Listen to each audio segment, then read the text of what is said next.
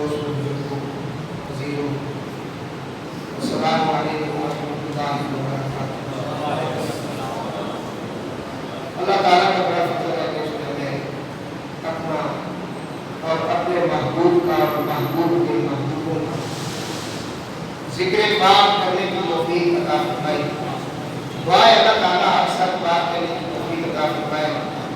مجھے سنا کر آپ سب حضرات کو سن کر اس پر عمل کرنے کی توفیق عطا فرمائے۔ جمعہ المبارک کا عظیم الشان دن ہے اور آج تاریخ کے مطابق اسلامی حساب سے 8 محرم الحرام ہے۔ ہم نے پچھلے جمعے کو امام عالی مقام امام حسین علیہ السلام کا مدینے سے مکے کا سفر پیش کیا اور پھر مدینہ مکہ سے ان کا قاصد حضرت امام مسلم بن عقیل جو ان کے چچا زاد بھائی بھی ہیں اور ان کے بہنوئی بھی ہیں، ان کی شہادت جو کوفہ میں ہوئی بڑی بے دردی کے ساتھ، اس کے کچھ واقعات حالات ہم نے پیش کیے۔ آج ہم نے ان کے ساتھ ان کے گئے ہوئے 2 بچے، ایک کا نام محمد ہے اور دوسرے کا نام ابراہیم علیہ السلام ہے، وہ اپنے والد محترم کے ساتھ مریدوں کے ہاں گئے تھے۔ مریدوں نے 1200 خطوط لکھے اور انہوں نے بڑے دعوے کیے محبت کے اور وفاداری کے۔ ان بچوں کی شہادت آج ہم نے پیش کر رہی ہے۔ 8 اور 6 سال کی عمریں ان کی علماء کرام نے تاریخ کی کتابوں میں لکھی ہے۔ 8 اور 6 سال کی عمر کا ویسے بھی کوئی بچہ ہو تو اس پر بندے کو رحم آ جاتا ہے، اور کلمہ پڑھنے والوں نے جو ظلم کیا ہے اس گھرانے پر،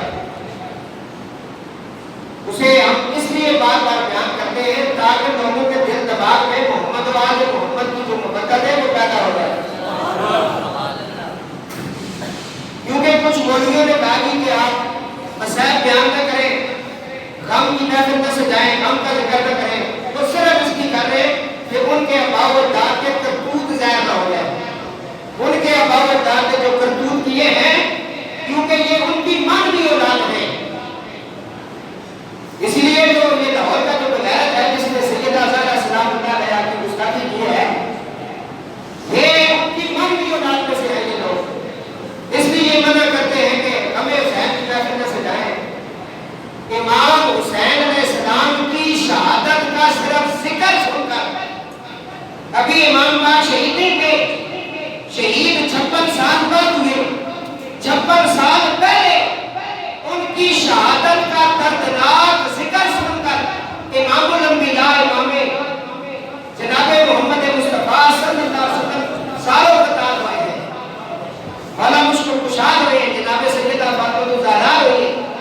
ملا حسین کاشی نے بڑی تفصیل کے ساتھ سے لکھا ہے، غم حسین میں رونا یہ سنت رسول ہے۔ ہم سوگ نہیں مناتے، ہم غم مناتے ہیں، اور غم منانا تو حضور کی سنت سے ثابت ہے۔ جس رات نبی پاک علیہ السلام کے رفیق چچا، جنہوں نے 45 سال نبی پاک علیہ السلام کی خدمت کی اور حضور پر جتنے حملے ہوئے ان کے آگے سینہ تان کر وہ شخصیت کھڑی ہو گئی، اور جس کی ساری نسل میدان کربلا کے اندر شہید ہوئی، جس کو لقا خان رحمت للعالمین حضرت خواجہ ابو طالب علیہ السلام کہتے ہیں، ان کی وفات پر اور اپنی رسیدہ حیات کو آپ حضور کی پہلی زوجہ پاک ہے جنہوں نے دین کے لیے اور اس کی نشر و اشاعت کے لیے بے بہا قیمت ادا کی اور بہت کچھ دین کے لیے آپ نے دیا، جن کا نام ہے سیدہ خدیجہ الکبریٰ سلام اللہ علیہا۔ ان دونوں حضرات کے وصال پر حضور نے پورے سال کا نام غم کا سال رکھا ہے۔ کیا نام رکھا ہے؟ غم کا سال۔ تو مجھے بڑی چوٹیں لگی ہیں ان 2 حضرات کے جانے سے، پورے سال کا نام حضور نے غم کا سال رکھ دیا اور غم منایا ہے۔ اور حضرت امام حسین علیہ السلام کی شہادت کے بعد ان کی زوجہ پاک حضرت ام لیلہ جو جناب سیدہ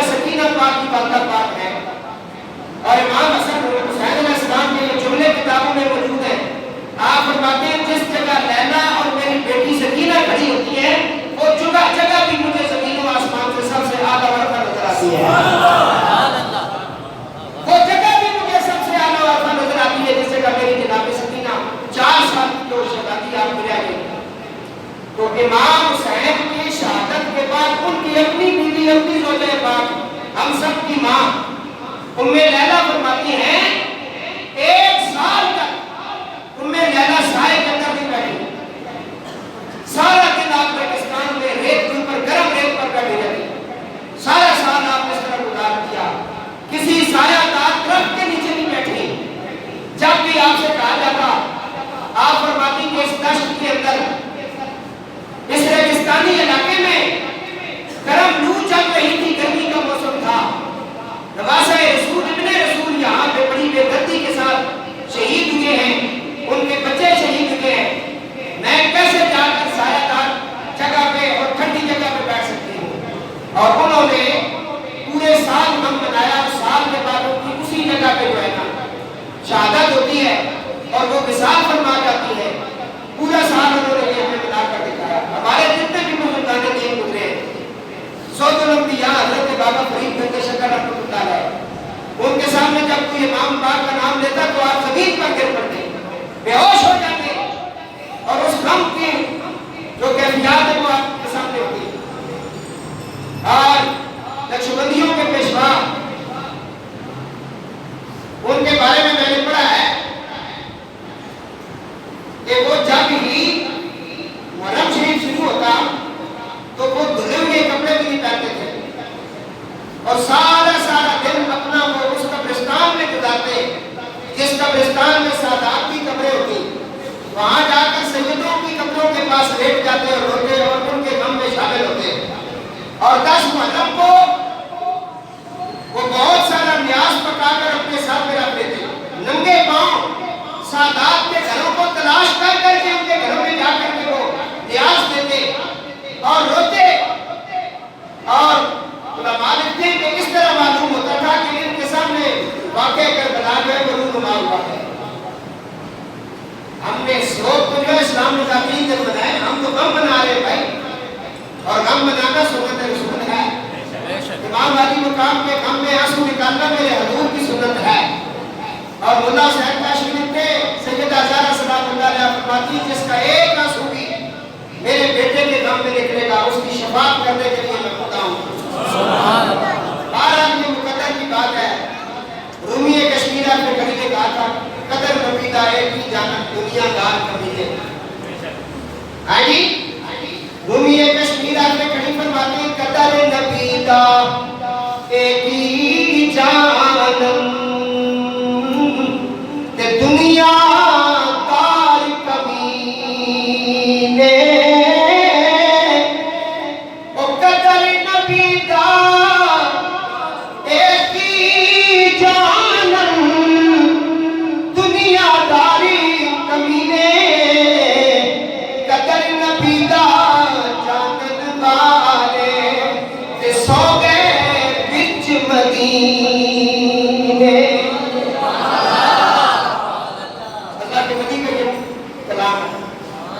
اس کو زیادہ باتیں نظر آتا ہے، مولیوں کو اپنے کپڑے مرغی کے پٹی دو اس کو نہیں پتہ چلتا ہے پاک نہ پاک اسی طرح پاک پڑھا دیتا ہے۔ میں اللہ کے ولی کی بات کر رہا ہوں جس کو علماء کہتے ہیں کہ عارف ہے، عارف پہچان رکھنے والا ہے۔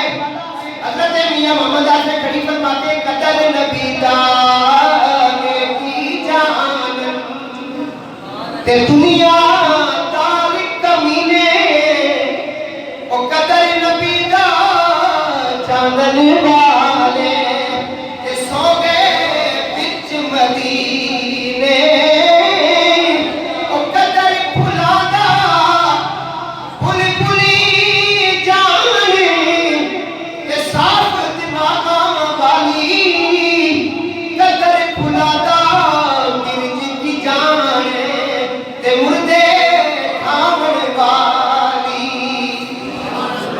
ان کی قدر بلبل سے پوچھے،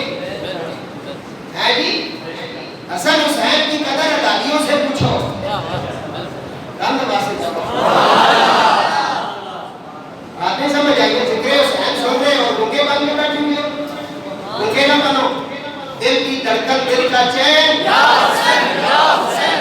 یہ نعرہ میں نے لگا کے آپ کو صرف بتایا ہے، اس کے بعد آپ نے لگانا ہے. آپ لگائیں نعرہ. دل کی دھڑکن دل کا چین یا حسین یا حسین. دل کی دھڑکن دل کا چین یا حسین یا حسین. دل کی دھڑکن دل کا چین یا حسین یا حسین.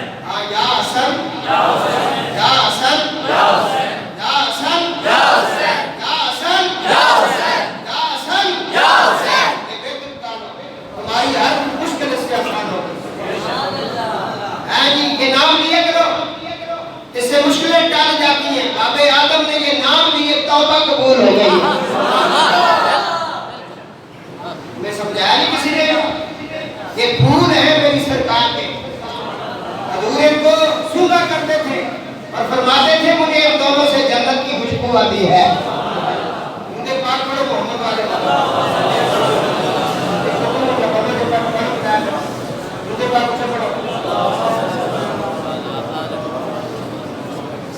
بالکل جاگ کے بیٹھے بھائی. ذکر حسین علیہ السلام ہم کرنے جا رہے ہیں اور کر رہے ہیں ذکر. صرف جو ہے مبارکہ میں نے پڑھی ہے اس کا ترجمہ ذرا ضروری ہے. سلام علی یاسین، سلام یاد کر لو میری جو میں آگے پڑھتا ہوں. سلام علی سلام علی سلام ہو یاسین پر اور آل یاسین پر. سلام ہو یاسین پر اور آل یاسین پر. توجہ کرو میری طرف. سلام ہو یاسین پر آل یاسین. آج اس طرح جا کے بیٹھے.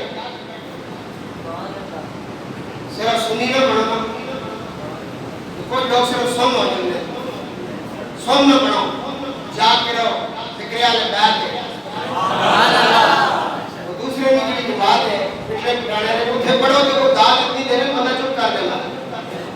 اور تو سب اس طرح گونگے پڑھ کے بیٹھے مجھے پتہ نہیں ایک عذاب آنے لگا. بلند آواز سے کہیں سلام ہو یاسین پر اور آل یاسین پر. قرآن میں سورہ صفات ہے. سورہ صفات پارہ نمبر 23 آیت نمبر 130. اللہ فرماتا ہے سلام ہو یاسین پر اور آل یاسین پر. قرآن کے اندر یہ الفاظ ہیں، آسان ہے. سلام ہو یاسین پر اور آل یاسین پر. تفسیر کبیر امام راضی رحمت اللہ علیہ فرماتے ہیں آل یاسین آل محمد صلی اللہ علیہ وسلم. فرماتے ہیں یاسین سے مراد حضور کی ذات ہے اور آل یاسین سے مراد نبی پاک علیہ السلام کے آل بیت ہیں، حضور کے آل پاک ہیں. علامہ ابن حجر مکی نے اپنی مشہور کتاب الصواعق المحرقہ بیان کرتے ہیں مفسرین کی ایک بہت بڑی جماعت جنہوں نے حضرت عبداللہ ابن عباس جو حضرت عباس رضی اللہ تعالیٰ عنہ کے چچا کے بیٹے ہیں ان سے روایت کیا. کیونکہ جتنی بھی تفسیریں لکھی گئی ہیں وہ تفسیر ابن عباس کی نقل کی گئی. حضرت عباس کا تھوڑا سا تعارف کروا دوں. حضرت عباس حضور کے سکے چچا ہیں، ان کے بیٹے کے نام عبداللہ ہے. یہ عبداللہ جو ہیں یہ مولا مشکل کشا کے شاگرد ہیں. ان کے پاس جتنی بھی تفسیر ہے وہ مولا مشکل کشا کی عطا کرتا ہے. تو خود فرماتے ہیں ایک رات مولا مشکل کشا نے میرے سامنے لفظ الحمدوں کی تشریح شروع کی. رات کو تفسیر شروع ہوئی، صبح گزر گئی، صبح بھی ہو گئی. آپ نے فرمایا عبداللہ اگر 70 اونٹ بھی آگے کھڑے ہو جائیں میں تفسیر لکھنا شروع کر دوں ان کے اوپر تم لادنا شروع کر دو، اونٹوں کی تعداد ختم ہو جائے گی، میری تفسیر ختم نہیں ہوتی. اس لیے کہ انا مدینۃ العلم ولی بابھا، میں علم کا شہر ہوں، ولی اس کا دروازہ ہے. زین الفقراء فقیر بے باک علی، دروازہ علم شہید و لاکلی. ہوتی ہے سمندر کی طرح موج کی پاک، معصوم محمد ہیں تو ہے پاک ہیں. دوستوں آپ بولیں گے کیونکہ آپ کو پتہ ہے کہ پروگرام بھی ہو رہے ہیں. ابھی اس جمعے کی محفل کے بعد جمعہ پڑھانے کے بعد اٹک میں نے جانا ہے، وہاں میرا خطاب ہے، تو یہ آپ حضرات انتظار کرتے ہیں، بولتے ہیں ہمارا دل کرتا ہے کوئی نہ کوئی نئی چیز ان کے سامنے پیش کریں، جب آپ لوگ بن جاتے ہیں پھر ہمارا دل بھی نہیں کرتا، تو نیاز دینی ہے نا اگر آپ نے ذکر اہل بیت کی تو پھر آپ اپنی زبانوں پر سبحان اللہ الحمدللہ درود شریف ضرور رکھیں، اور جب کوئی بات اچھی لگ جائے کوئی عاشق رسول یہ کہہ سکتا ہے دل کی دھڑکن دل کا چین یا حسین یا حسین، یہ کہہ سکتا ہے، منع نہیں کیا۔ میں قرآن پڑھ رہا ہوں، اللہ تعالیٰ فرماتا ہے سلام علی الیاسین، سلام ہو یاسین پر اور علی یاسین پر۔ حضرت عبداللہ ابن عباس فرماتے ہیں یاسین سے مراد نبی پاک علیہ السلام کی ذات ہے، اور یاسین سے مراد فرماتے ہیں نبی کریم علیہ السلام کے آل بیت اطہار ہیں، ان کے آل پاک ہیں۔ حضرت عبداللہ ابن عباس فرماتے ہیں ان المراد بذالک سلام علی آل محمد، علی آل محمد سے مراد جن کو سلام ہے وہ آل محمد ہے۔ تو دوستو فخر الدین رازی کہتے ہیں کہ اللہ تعالیٰ نے آل بیت کے لیے جو 5 چیزیں رکھی ہیں، جو رسول اللہ کے لیے رکھی ہیں، وہی آل بیت کے لیے رکھی ہیں، اس میں اور کوئی شامل نہیں۔ آل بیت کو حضور کے ساتھ مساوی رکھا ہے، حضور کے ساتھ مساوی رکھا ہے۔ قرآن نے کہا کہ نبی پاک علیہ السلام پر درود پڑھو، اللہ فرماتا ہے میں بھی پڑھتا ہوں، رشتے بھی پڑھتے ہیں، جو صلون علی النبی پڑھتے ہیں پڑھتے رہیں گے، درود کا حکم آ گیا اور درود کے ساتھ سلام کا حکم بھی آیا۔ تو صحابہ اکرام نے رضی کیا یا رسول اللہ سلام ہم آپ پر پڑھتے رہتے ہیں، جب بھی ہم آتے ہیں تو کہتے ہیں سلام علیکم یا سیدی یا رسول اللہ، سلام ہم اکثر پڑھتے ہیں، ہمیں سلام کا طریقہ آتا ہے، ہم ایک دوسرے کو بھی سلام کرتے ہیں اور آپ کی بارگاہ میں بھی سلام عرض کرتے ہیں۔ ہمیں صرف اتنا بتایا جائے درود کس طرح پڑھے، نبی کریم علیہ السلام نے فرمایا اللہم صلی علی محمد وعلی آل محمد، سبحان اللہ، اللہم صلی علی محمد وعلی آل محمد، یہ حضور نے سکھایا کما صلیت علی ابراہیم وعلی ہے، ساری اس کے اندر ہے، حضور کی جات کے اندر نہ کچھ نبی ہے اور نہ ہی کوئی مشرک ہے، حضور کی پوری جات، حضور خود فرماتے ہیں میرا دودھ پاک رحم اور پاک سلموں سے ہوتا ہوا میرے والد عبداللہ پاک اور جناب امنہ پاک کے پاس پہنچا، سبحان اللہ، فرماتے ہیں نور صرف میرا نہیں تھا، میرے نور کے ساتھ علی کا نور بھی تھا، سمجھ آ رہی ہے؟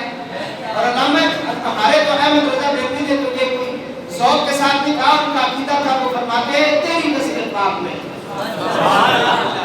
سمجھ آئے کہ دوستو عرض کر رہا ہوں کہ 5 چیزیں جو حضور کے لیے وہی حضور کی یاد کے لیے، سلام حضور کے لیے حضور کی یاد کے لیے بھی ہے، ابھی آپ نے قرآن کی آیت سنی ہے سلام علی یاسین، حضور کے لیے سلام، حضور کی یاد کے لیے سلام، درود حضور کے لیے، درود حضور کی 2 چیزیں آپ نے سن لی ہیں، درود حضور کے لیے بھی ہے حضور کی، اور یہاں امام شافعی کے وہ اشعار میرے سامنے آپ فرماتے ہیں یا اہل بیت رسول اللہ حبکم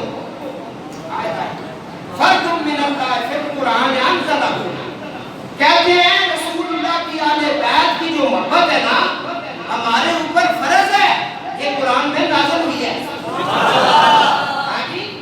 فرماتے ہیں فرد من اللہ فی القرآن انزلہ، ہمارے اوپر فرض ہے اور یہ قرآن میں نازل ہوئی ہے۔ آگے فرماتے ہیں کفاکم من عظیم القدر انکم من لم یصلی علیکم لا صلاۃ لہ، فرماتے ہیں کہ اے آل رسول تمہارے عظیم المرتبت ہونے کے لیے اتنا ہی کافی ہے جو تمہارے اوپر درود نہ پڑے لا صلاۃ لہ، اس کی نماز ہی نہیں ہوتی، یہ امام شافعی فرما رہے ہیں، فقہ کے بہت بڑے امام ہیں، کہتے ہیں نماز ہی نہیں ہوتی۔ اللہ تعالیٰ ہمیں قرآن جو صحیح علماء ان کے طریقے پہ چلنے کی توفیق عطا فرمائے، نماز ہی نہیں ہوتی۔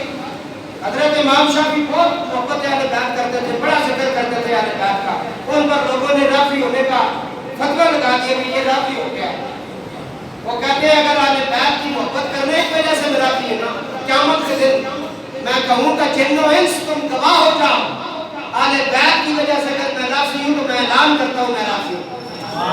کیا بات ہے جی, کیا عقیدہ تھا ان لوگوں کا, کیا عشق تھا, کیا مقدر تھی ان کی نبی پاک علیہ السلام کی اہل بیت کے ساتھ. تو دوستو عرض کر رہا ہوں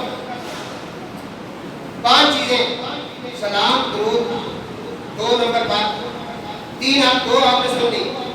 فرمایا حضور نبی پاک علیہ السلام پاک ہے. حضور کیا ہے؟ پاک ہے. جی حضور پاک ہے. پاک ہے, صرف پاک نہیں ہے, جس پہ نظر کرتے ہیں وہ یزکی ہے اسے پاک کر دیتے ہیں. حضور کی پاور ہے, اسے چاہے پاک کرتے ہیں. ان کے اختیار میں حضور پاک ہے. طاہر ہے, طاہر یہ حضور کا لقب ہے. حضور پاک ہے. یہ تیسری بات پیش کر رہا ہوں. فرمایا اگر حضور پاک ہے, حضور کے کرم سے جو چادر میں آئے ہیں جو طاہر قوم تطہیرا وہ بھی پاک ہے. ان 5 چیزوں کی گواہی فخر الدین نے قرآن سے دی ہے. سلام حضور کے لیے, حضور کی یاد کے لیے, درود حضور کے لیے, حضور کی یاد کے لیے. حضور پاک ہے, حضور کی یاد بھی پاک ہے. چوتھی چیز حضور کی محبت امتی پر فرض ہے. اس کے بغیر اس کا ایمان نہیں ہوتا, اس کا ایمان مکمل نہیں ہوتا. حضرت عمر رضی اللہ تعالیٰ عنہ خلیفہ دوم مراد رسول, بہت سارے صحابی مرید بنے, حضرت عمر مراد رسول بنے. بہت بڑا مرتبہ ہے حضرت عمر رضی اللہ تعالیٰ عنہ, بڑا مقام ہے, بڑی شان ہے. حضور نے فرمایا میرا عمر, حضرت سیدہ عائشہ صدیقہ رضی اللہ تعالیٰ عنہ سلام اللہ علیہ ہماری ماں فرماتی ہیں کہ میری گود میں حضور نے سر رکھا ہوا ہے, رات کا وقت ہے, سرکار آسمانوں کی طرف دیکھ رہے ہیں, آسمان پہ تارے اور چاند چمک رہا ہے. کہتی ہے میں نے عرض کیا یا رسول اللہ ان تاروں جتنی کسی کی نیکیاں ہیں یہ وہ آسمان پہ تارے. پتہ چلا عائشہ کا عقیدہ ہے حضور تاروں کی تعداد جانتے ہیں. ان تاروں جتنی, ان تاروں جتنی 10 ہے, 20 ہے, لاکھ ہے, 2 لاکھ ہے, کروڑ ہے, خرب ہے, 2 خرب ہے, 5 خرب ہے, جتنی گنتی آگے جا رہی ہے, تیرا کمپیوٹر بند ہو گیا, تیری سینس رک گئی. جو سر پہ رکھنے کو مل جائے نالے پاک حضور, جس کی جتی کا یہ مقام ہے, جو سر پہ رکھنے کو مل جائے نالے پاک حضور, تو ہم بھی کہیں گے تاجدار ہم بھی ہیں. اشرف علی تھانوی جو بندیوں کا پیر, وہ لکھتے ہیں اگر کسی کی توبہ اور دعا قبول نہ ہوتی ہو اور اس کے دل میں کوئی ایسی آرزو ہے جو قبول نہیں ہو رہی ہے, فرمایا وہ نالے پاک حضور کی جو نقش پاک نالین کا, یہ میں جو بندیوں کا حوالہ دے رہا ہوں, وہ کہتے ہیں اپنے سر پہ پگڑی پہ باندھ کر بیٹھ جائے, اللہ سے اس نالین کا واسطہ دے کے مانگے, اللہ عطا کر دیتا ہے. اس لیے کہ موسیٰ کو دور پر گئے, اللہ نے کہا نالین اتارو, یہ وادی یہ مقدس ہے.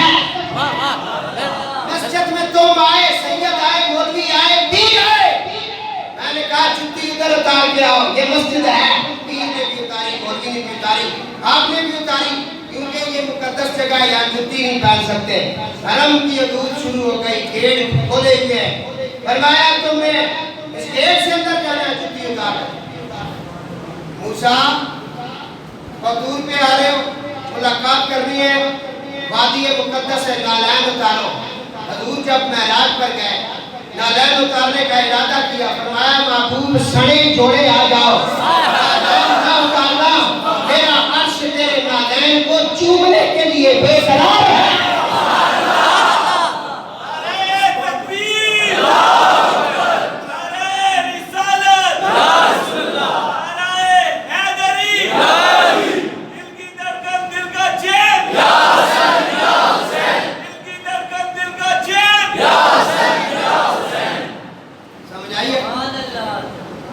یہ حضور کے نالین ہے بھائی, جن جلالین کا یہ مقام ہے اور ان کے جگر کا جو ٹکڑا ہے، جیسے حضور نے کہا یہ میرے جگر کا حصہ ہے، اس آدموں کا کیا مقام ہے؟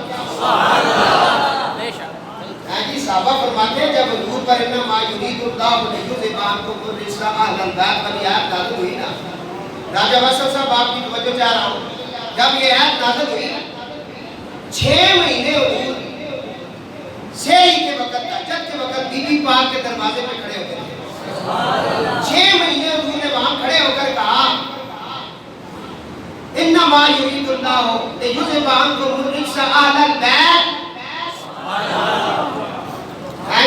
الصلاۃ یا اہل البیت، اے اس چادر کے وارثو فجر کی نماز کا وقت ہو گیا ہے۔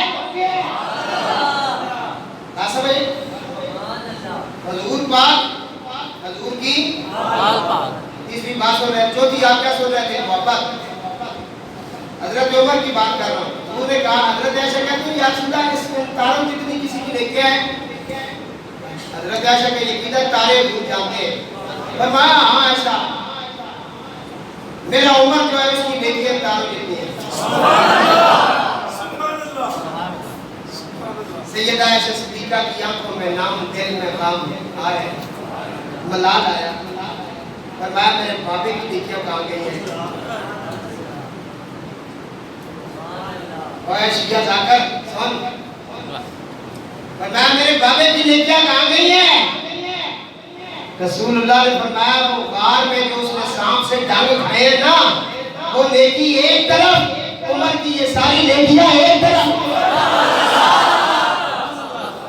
حضرت عمر رضی اللہ تعالیٰ عنہ حضرت صدیق اکبر سے اکثر کہا کرتے تھے میری ساری نیکیاں لے لے وہ دے دے، ہے جی پروانے کو چراغ بلبل کو پھول بس، واہ علامہ اقبال واہ، پروانے کو چراغ بلبل کو پھول بس، صدیق کے لیے کافی ہے خدا اور اس کا رسول بس۔ ہاں جی آپ کو سودا یہاں بالکل صحیح مل رہا ہے، صحابہ کی محبت محبت ان کا احترام بھی مل رہا ہے، اور اہل بیت کی جو محبت ہم پہ فرض ہے وہ بھی مل رہی ہے۔ اور کیا چاہتے ہو؟ کوئی خارجی نسبی کوئی لفظی گفتگو کرے اس کا منہ بند کیا کرو، اسے بتایا کرو۔ بات سمجھ آئی ہے؟ میرے قبلہ استاد محترم پیر سید حسین الدین شاہ صاحب سلطان پوری، ابھی جو ان کا ختم قاضیہ گزرا اس میں نے فرمایا کہ یہ 3 گروہ اب بنے گے، ان کے کتنے گروہ بنے گے؟ ایک وہ ہوں گے جو سیدہ زہرا کی چوکھٹ کے بھی غلام ہوں گے، صدیق اکبر کے بھی غلام ہوں گے، جو صحابہ کے بھی غلام ہیں، اہل بیت کے بھی غلام ہیں، اور وہ اولیاء اللہ کی جماعت ہے وہ جو ہم خود ہیں۔ فرمایا یہی سچے ہیں۔ دوسرے وہ ہیں جو صحابہ کی شان زیادہ بیان کر رہے ہیں، اہل بیت کی کم کر رہے ہیں اور گستاخی بھی کر رہے ہیں بی بی پاک کی، اور تیسرے وہ ہیں کہ جو صرف خاموش ہے، نہ ادھر کے رہے نہ ادھر کے رہے، نہ ملا ہی خدا نہ مثال سلام، یہ زیادہ زہریلے ہیں، وہ بھی زہریلے لیکن یہ بھی کون زہریلے ہیں؟ نہیں سمجھ آئیے؟ بارک اللہ انہا دو پر قسم بچائے، قسم محمد والے محمد اصحاب محمد ازواج محمد کی نوکریاں عطا کرے، کتنا نیازی کرم ہو گیا، دنیا کہنے لگی من تن کا خدا، اس گھرانے کا جب سے نوکر ہوگا سب سے اچھی میری نوکری۔ لوگ میں شادہ پڑھی ہوں، مسلم میں رکیل بچے نہیں پڑھ گئی شادہ، میں لے کے آگیا ان کو انوشہ کرے۔ اس واسطے چوتھی چیز فرض حضور کی محبت۔ حضرت عمر فرماتے ہیں کہ میں نے کہا یا رسول اللہ میں اپنی جان کے بغیر آپ سے محبت کرتا ہوں۔ حضور نے کہا عمر تیرا ابھی ایمان مکمل نہیں ہوا ہے۔ یہ حدیث بخاری کے اندر ہے، حضرت عبداللہ ابن حشام اس کی روایت کر رہے ہیں، عمر تیرا ابھی ایمان مکمل نہیں ہوا۔ حضرت عمر کہتے ہیں یا رسول اللہ میں اپنی جان سے بڑھ کر، اولاد سے بڑھ کر، ماں باپ سے بڑھ کر، ساری کائنات سے بڑھ کے آپ سے محبت کرتا ہوں۔ فرمایا عمر اب تیرا ایمان مکمل ہوتا ہے۔ پتہ چلا کہ محبت رسول فرض ہے، اس کے بغیر ایمان مکمل ہے۔ یہ چوتھی چیز ہے، اور حضور کی آل بیت کی محبت ہے۔ قُلْ لَا أَسْأَلُكُمْ عَلَيْهِ أَجْرًا إِلَّا الْمَوَدَّةَ فِي الْقُرْبَىٰ۔ حضور کے آل کی محبت ہے، وہ بھی ہمارے اوپر کیا ہے؟ فرض ہے۔ حضور نے فرمایا میری آل بیت کو اپنے ہاں ایسا مقام دو جو تم سر کے اندر جسم کے اندر سر کو دیتے ہو اور سر میں جو آنکھوں کو دیتے ہو. یہ کیا ہے؟ جسم کے اندر سب سے اعلیٰ جو حصہ ہے وہ سر ہے. فرمایا اپنے جسم میں جو سر کو دیتے ہو وہ میری آنکھ کو مقام دو اور پھر سر میں آنکھوں کا جو مقام ہے وہ میری آنکھ کو دو. یا رسول اللہ اس کی کیا وجہ ہے؟ فرمایا ہمیشہ ہدایت آنکھوں کے ذریعے دماغ کے اندر جاتی ہے. مقام بیان فرمایا میرے پاس تم سے اعلیٰ ورثہ وہ ہے خیرکم من بعدی، میرے بعد علی میرے پاس سب سے اعلیٰ ورثہ وہ ہے خیرکم خیرکم خیرکم. 3 دفعہ فرمایا یا رسول اللہ کون؟ فرمایا میرے پاس جو میری اہل بیت کے معاملے میں اچھا ہے وہ سب سے اعلیٰ ہے. سبحان اللہ. اور اہل بیت کی محبت ایک دن کی محبت سے ایک دن کے بھی جمعہ ہے نا، ایک دن کی محبت 1 سال کی عبادت سے افضل ہے. سبحان اللہ. تو دوستو 5ویں چیز فرمایا صدقہ حضور پر حرام ہے، زکوٰۃ حضور پر حرام ہے. کیوں؟ حضور کے گھر میں بھوک ہے اور بھوک کی وجہ سے 2 پتھر پیٹ پہ باندھے ہوئے ہیں. کئی دنوں سے گھر میں چولہا نہیں جلا، فاقے پر فاقہ ہے، بھوک ہی بھوک ہے. لیکن تمہارا دین تمہارا اسلام کہتا ہے رسول پر تمہارے زکوٰۃ کے اور صدقے کے پیسے نہیں لگتے. ضرورت بھی ہے لگتے نہیں کیونکہ وہ پاک ہیں. اور یہ بھی پیسہ ہے، فرمایا یہ پیسہ مال کی میل ہے، مال کی میل رسول پر نہیں لگتی کیونکہ رسول پاک ہے. حضرت امام حسن پاک چھوٹے سے بچے ہیں، حضور کی گود میں صدقے کی کھجوریں آئیں، امام حسن نے کھجور اٹھا کر منہ میں ڈالی، نبی پاک نے اپنی انگلی منہ میں ڈال کے حسن کے منہ سے وہ کھجور سختی سے نکالی. فرمایا اسے تھوکو یہ صدقے کی کھجور ہے. تو حضور نے کہا جس طرح صدقہ میرے اوپر حرام ہے میری آل پر بھی حرام ہے کیونکہ میں بھی پاک ہوں، میری آل بھی پاک.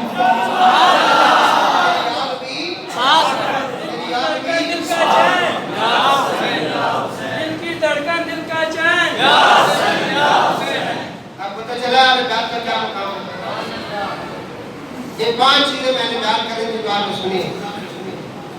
حضرت امام مسلم بن عقیل درود پاک پڑھیں بھائی. اب آپ نے کوئی ڈر نہیں لگانا، بڑی توجہ کے ساتھ اگر ہو سکے تو اپنے آنسو بہاؤ، تعزیت کرو حضور کی بارگاہ میں اور حضور کے غم میں شامل ہو جاؤ کیونکہ غم حسین اور غم اہل بیت منانا یہ رسول اللہ کی سنت ہے. آنسو بہانا حضور کی سنت ہے. اور تو ہمارے پاس کوئی نیکی ہے نہیں، اگر ایک آدھ آنسو نکل جائے تو بڑی بات ہے. امام مسلم بن عقیل کے حوالے سے آپ نے سنا ہے کہ جب وہ کوفہ میں پہنچے تو 40,000 یزیدیوں نے امام حسین کی بیعت ان کے ہاتھ پر کی اور جس بے دردی کے ساتھ حضرت امام مسلم بن عقیل کا قتل کیا گیا وہ بھی آپ سن چکے ہیں. اور اس کے بعد امام مسلم بن عقیل کو جب گرفتار کیا گیا تو 300 گھوڑا سوار کو ان کو گرفتار کرنے کے لیے بھیجا گیا جن کو حضرت امام مسلم بن عقیل نے ان پر حملہ کیا. 180 یزیدیوں کو آپ نے وصل جہنم دیا. اور پھر جب آپ کو ابن زیاد کی محفل میں لایا گیا تو ابن زیاد نے دیکھا امام مسلم بن عقیل نے اس کو سلام نہیں دیا اور اس نے کہا کہ آپ نے مجھے سلام نہیں کیا. آپ نے فرمایا ہم سلام مومنوں کو کرتے ہیں، یزیدیوں کو نہیں کرتے. کافی گفتگو ہوئی. امام علی مقام امام مسلم بن عقیل نے کچھ وصیتیں فرمائی جو نیچے لوگ کھڑے تھے کیونکہ آپ کو دارالامانت کی چھت پہ لے جایا گیا. نیچے پورا بازار بھرا ہوا تھا اور پورے چوک کے اندر ہر طرف لوگ ہی لوگ کھڑے تھے اور بہت ساری خواتین اور بچے بھی جو ہیں وہ چھتوں پر آ چکے تھے. نبی پاک علیہ السلام کے شہزادے کو گرفتار کر کے اور زلفوں سے پکڑ کر کسیٹا کیا اور انہیں دارالامانت کی جو چھتیں وہاں لے جایا گیا. آپ وہاں کھڑے ہیں اور آپ نے نیچے دیکھ کر ان لوگوں کو دیکھا جنہوں نے آپ کے ہاتھ پر بیعت کی تھی. جنہوں نے محبت کے دعوے کیے تھے آپ چنے تھے، جنہوں نے طرح طرح کی نعمتیں پکا کر کے آپ کے سامنے پیش کی تھی، ان کو آپ نے دیکھا۔ فرمایا ساتھوں یہ ویڈیو میری طرف دیکھو، میں جب سے کوفے میں آیا ہوں میرے اوپر کچھ قرضہ ہے، میں تمہیں وصیت کرتا ہوں میرا گھوڑا اور میری زرہ بیچ کر میری طرف سے وہ تم نے قرضہ دے دینا ہے، اور اس کے بعد جب یہ ظالم میری لاش کو زمین پر گرائے اسے دفنا دینا، اس کی بے رحمتی نہ کرنا، اور میرے 2 بچے جو تمہارے ہاں اس وقت کوفہ کے اندر موجود ہیں وہ بڑے چھوٹے ہیں، بڑے ننھے ہیں، ان کی اتنی عمریں نہیں کہ وہ تمہارا مقابلہ کرنے کے لیے سامنے آ جائیں گے، ان بچوں کو حفاظت کے ساتھ مدینہ پاک بھیج دینا ہے۔ ابن زیاد نے پہلی وصیت تھی وہ تو مان لی، اس نے کہا جی آپ کا مال بیچ کر آپ کا قرضہ دیں گے، باقی کوئی وصیت آپ سے نہیں مانتے۔ اس کے بعد اس نے کہا کہ ان کا سر کون اتارے گا؟ بہت سارے مفسرین نے لکھا کہ بکیر بن حمران جو ہے یہ اٹھا اور یہ آپ کے سامنے آیا، اور وہ جو ہی اس نے تلوار اٹھائی ہاتھ اس کا خشک ہو گیا، پوچھا کہ تو کیوں نہیں حملہ کر رہا ہے؟ کہنے لگا میرے سامنے ایک بڑا تیز جناب قسم کی شخصیت کھڑی ہے، مجھے نہیں سمجھ آ رہی ہے کون ہے، میں ڈر گیا ہوں۔ دوسرا بندہ گیا، اس نے جو ہی تلوار اٹھائی تو کیا دیکھا؟ حضرت امام مسلم بن نقیل اپنے نانا جان کی بارگاہ میں صلاۃ و سلام پیش کر رہے ہیں، جس پر سلام پیش کر رہے ہیں وہ ہستی سامنے کھڑی ہے، فرمایا بیٹا تم سلام پڑھو میں جواب دوں گا۔ تو وہ بھی پیچھے آ گیا، کہنے لگا میں نے حضور کو دیکھ لیا اور اس کا کلیجہ پھٹ گیا۔ اور تیسرا شخص جو ہے زیادہ تر وہ یہی تھا بکیر بن حمران، اس نے آپ پر حملہ کیا اور آپ کا سر مبارک تن سے جدا ہوا، انا للہ و انا الیہ راجعون۔ 9 ذی الحج کے روز خود 60 ہجری کو یہ واقعہ پیش آیا، اور پھر حضرت امام مسلم بن عقیل کو چھت سے نیچے بازار کے اندر پھینک دیا گیا، آپ کا جسم چور چور ہو گیا۔ پھر تمتیوں نے آپ کے جسم کی بے رحمتی شروع کر دی، کسی نے لات ماری، کسی نے پتھر مارا۔ نبی کریم علیہ السلام کے شہزادے کی لاش کی بے رحمتی کی جا رہی تھی، اور اس کے وقت یہ سارے کلمہ پڑھنے والے بے ایمان ابن زیاد نے کہا کہ ان کی لاش کو اور علی کی لاش کو دونوں کو اٹھاؤ اور قصابی کی جو قصائی ہوتا ہے اس کی دکان پر اس طرح لٹکاؤ جس طرح لوگ جانوروں کو وہاں پر ذبح کر کے لٹکاتے ہیں۔ کئی دنوں تک یہ دونوں لاشیں قصاب کی دکان پر لٹکائی گئی اور ان کے سروں کو یزید کے دربار دمشق میں پیش کیا گیا، اور ادھر ان کے 2 بچے جن کا میں پہلے بتا چکا ہوں، حضرت امام مسلم بن عقیل، ایک کا نام محمد ہے اور دوسرے کا نام ابراہیم ہے، ایک کی عمر مبارک 7 سال ہے، دوسرے کی عمر مبارک 8 سال ہے۔ یہ دونوں قاضی شریع کے پاس تھے۔ قاضی شریع کو جب خبر ہوئی کہ ان کے والد محترم کو شہید کر دیا گیا ہے، قاضی شریع نے ان بچوں کو بلایا، سینے کے ساتھ لگایا اور ان کے سروں پر ہاتھ رکھا۔ جو ہی ان کے سروں پر ہاتھ رکھا بچے پھوٹ پھوٹ کر رونے لگے۔ فرمایا بیٹا تم کیوں روتے ہو؟ وہ بچے کہنے لگے مدینے میں جو یتیم ہو جائے ان کے سروں پہ لوگ ہاتھ رکھتے ہیں، ہمیں محسوس ہوتا ہے کہ مشکل ہوا جو دہر میں جینا تو رو دیے، مشکل ہوا جو دہر میں تو جینا تو رو دیے، دیکھا جو اہل شہر کا کینا تو رو دیے، دیکھا جو اہل شہر کا کینا تو رو دیے، آئے سروں سے باپ کا سایہ بھی اٹھ گیا، آیا جو یاد پاک مدینہ تو رو دیے۔ قاضی شریع نے کہا یہی بات ہے، تمہارے باپ کو بڑی بے دردی کے ساتھ یزیدیوں نے قتل کر دیا ہے۔ حضرت امام مسلم بن عقیل کے یہ شہزادے سہم گئے۔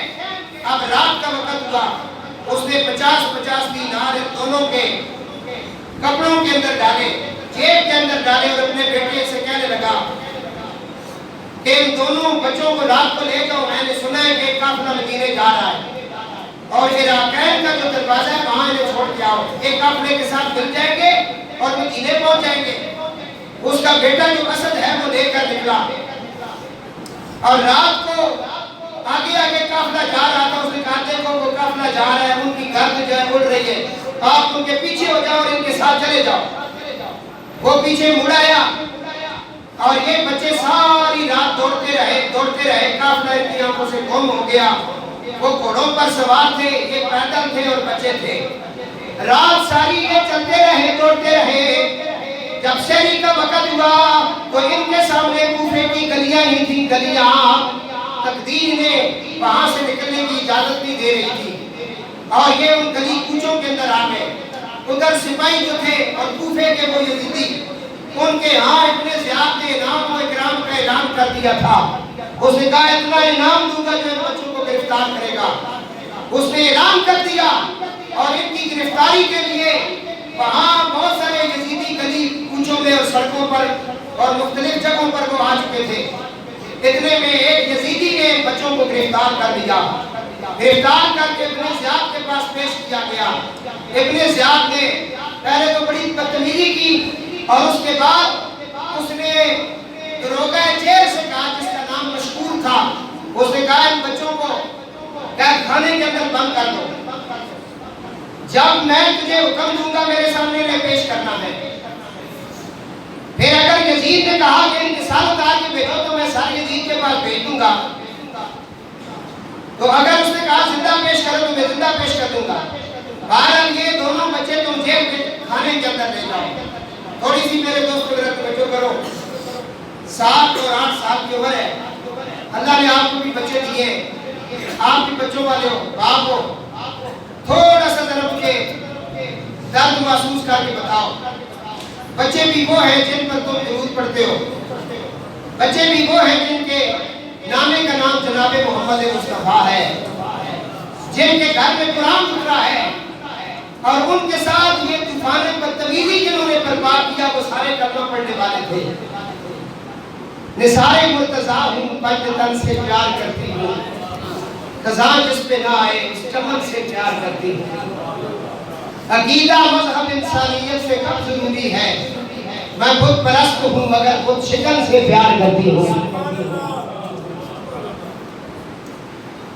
بے دین ہوں مگر بے پیر نہیں، ہندو ہوں قاتل شبیر نہیں۔ میرے جملے ذہن میں رکھ کے لے جانا کر رہے ہیں۔ نبی پاک علیہ السلام کے ارشاداتوں کو قید خانے کے اندر بند کر دیا گیا، قید خانے میں بند کر دیا گیا، تھوڑی دیر کا وقفہ دے دیا۔ عرض کر رہا تھا کہ یہ دونوں شہزادے گرفتار ہو گئے۔ ابن زیاد نے کہا کہ ان کو جیل میں ڈال دیا جائے۔ حضرت امام مسلم بن عقیل کے 2 ننھوں شہزادوں کو جیل میں ڈال دیا گیا۔ اب ساری رات کے جیل میں تھے، جیل خانے کے اندر ان بچوں کو ڈال دیا گیا۔